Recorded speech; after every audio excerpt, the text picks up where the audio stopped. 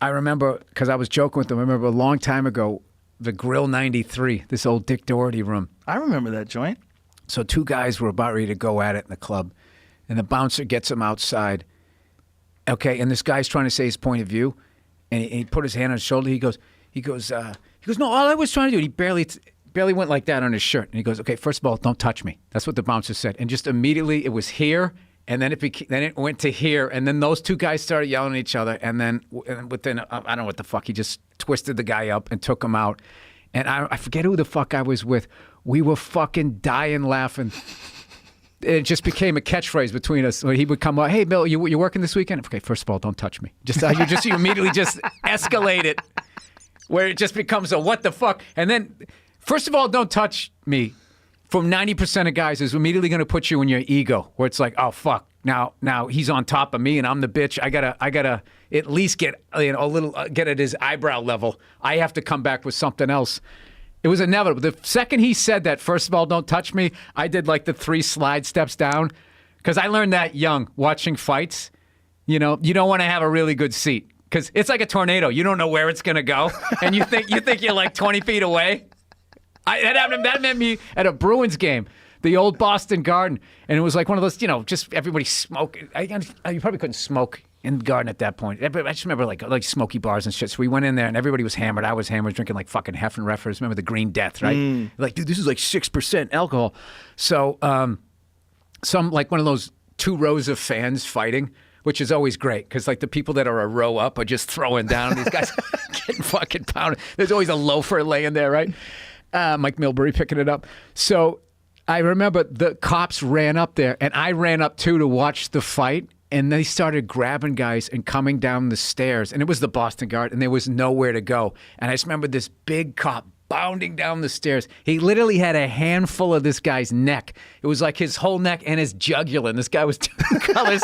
I just remember he was going, try to push me down the stairs, and he came down like... And I was trying to get out of the way, and I think the guy who he had grabbed, like his knee fucking hit me in the back.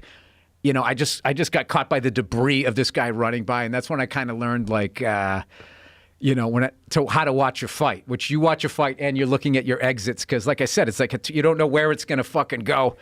And I had learned that lesson. So when I saw that guy say that, first of all, don't touch me. I was just like, okay, sliding over here, let some other people settle in front of me. I can do. I like doing that.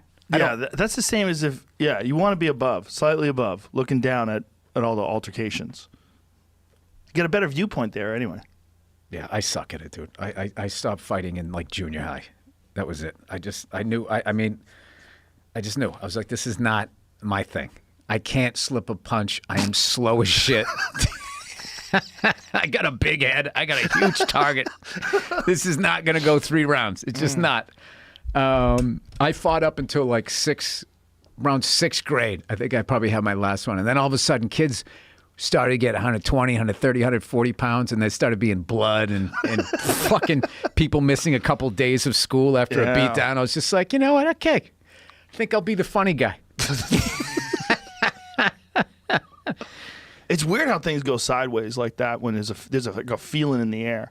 Whenever chaos breaks out like that and there's a real melee, there's a feeling in the air. Like it's just like you feel it. It's like, oh, this is nuts. Like this is really dangerous. Yeah. Like there's a mob mentality feeling that you get that's real weird when things go crazy. I remember it took me having to leave Boston for about 7 years. I was gone for 7 years before I finally walked into a bar and just felt the normal energy. I think the city's changed a lot, but like that sort of that tail end of the craziness. I walked into a bar and you could just feel it. It's like somebody's going to get suckered. Like, not now. It's about 90 minutes away. You could just feel the level of drunkenness, the energy.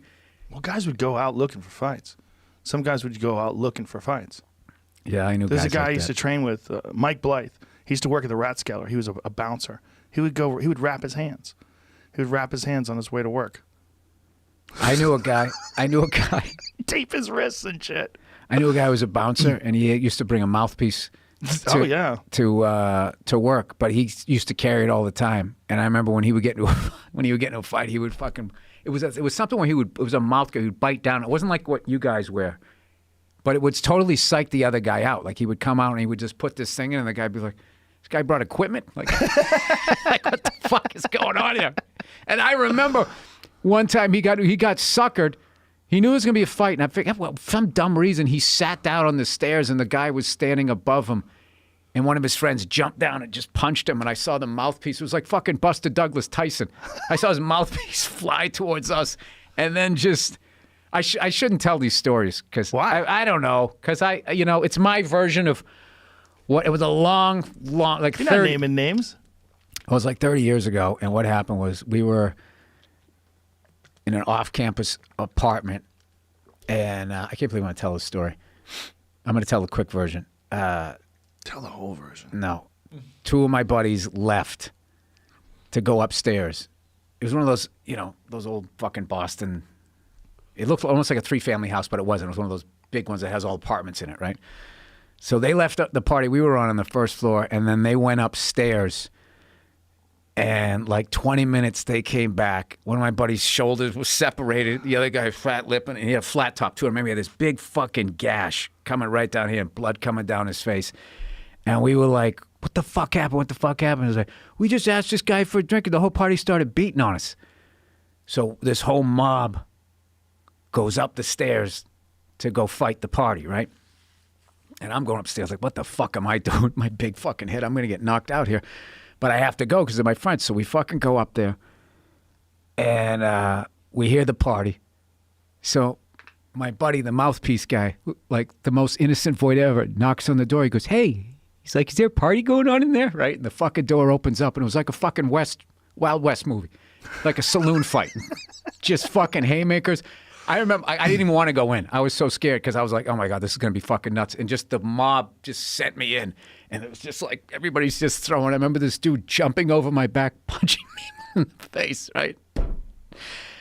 And the smoke fucking clears and it all settles. It was all like fucking 15-second melee, and it all fucking settles. And we look at the party, and there's like 6 or 7 guys, 6 or 7 girls, and there's like a board game that's tipped over.